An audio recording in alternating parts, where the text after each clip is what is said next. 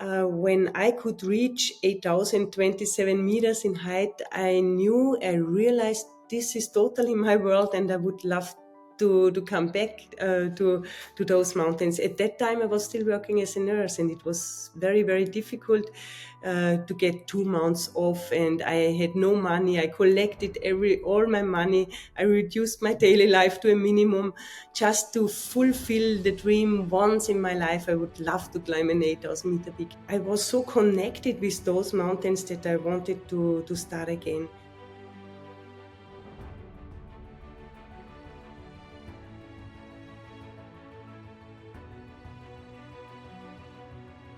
I had no idea how it would work, because everyone told me it's impossible. How you want to live as a mountaineer, that's impossible. My parents were totally upset when I told them.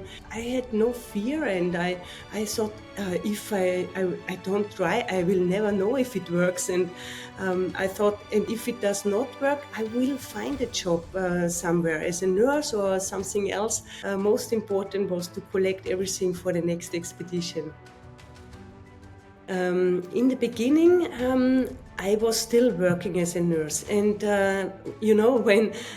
when I knew that I will start for my first 8,000 meter peak expedition, I went with my bicycle every morning 40 kilometers above a bus towards the hospital. I did my job 12 hours, and in the evening with the light I cycled back home. So this was part of my training, and in my free time I did a lot of mountaineering, climbing, ski touring, whatever.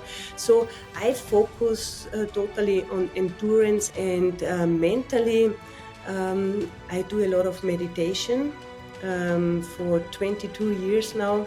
I started in 2003 with meditation, and I could feel very soon that this helps me really a lot to stay really calm and serene in situations that seems to be hopeless. Also up at 8,000 meter, when we get into big troubles, I can really stay focused, concentrated, not to panic, and this is all because of meditation. I'm sure about it. I do also a lot of visualization, especially before I start for the summit. We do a lot of acclimatizing, and in base camp we have our own tent, and before the final ascent to the summit, I go always mentally through the ascent. So I visualize every single step and all the difficulties and circumstances that could happen.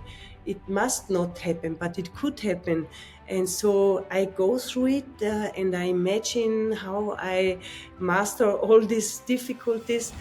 And I have to say, of course, everyone is very super fit. We do a very intense training, but I think minimum 50% is the mental strength.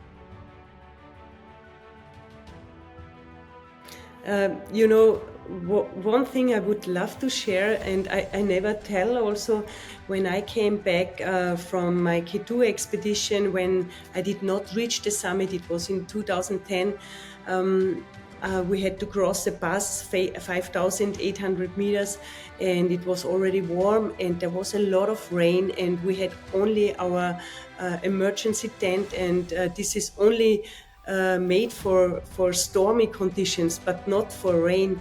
And so during the night, the water came in, and I was really wet.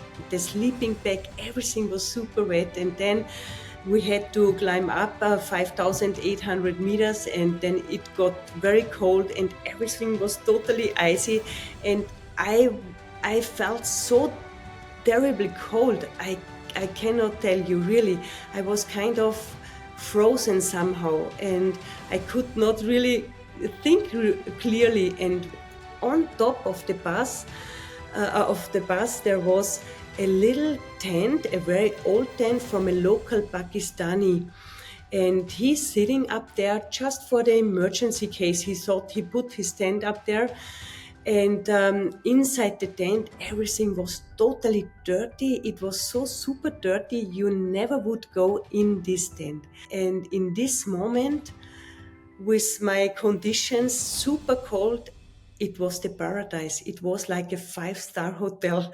And he offered me also to use his sleeping bag. It's a dry sleeping bag. It was super dirty, it was smelling, and it was terrible. But for me, in this moment, was the best ever I could have, and I was so grateful for it. And this was a moment I will never forget. It was something so big for me to meet this man up there, and I'm so grateful for him that he could help me in this moment. Yeah.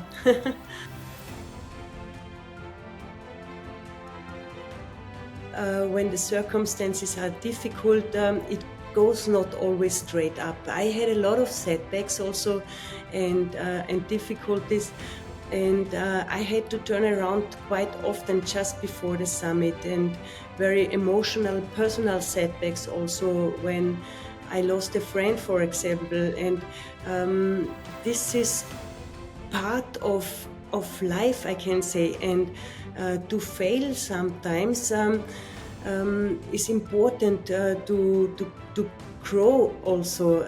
I really could grow by myself, not with the big success when I reached the top. I was always super happy, and I'm still always super happy, but real steps forward in my life I did mentally also when I had setbacks.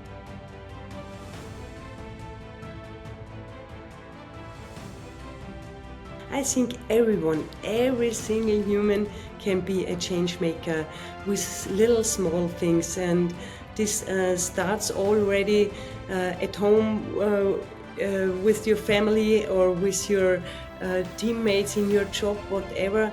I think so you can really inspire in your daily life your people around you, and and also to be very respectful with nature, also with little things.